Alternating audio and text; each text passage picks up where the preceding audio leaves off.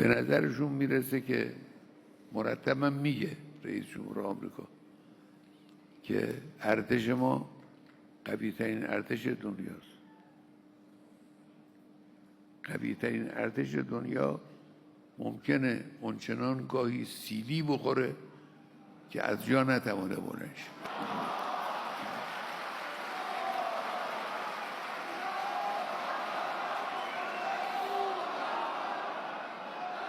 در یکی از صحبت‌های اخیرش گفته که 47 ساله که آمریکا نتوانسته جمهوری اسلامی رو از بین ببره. شکایت کرده به مردم خودش. 47 ساله که آمریکا نتوانسته جمهوری اسلامی رو از بین ببره. این اعتراف خوبی است. بنده میگم تو هم نخواهی توانست این کار رو بکنی.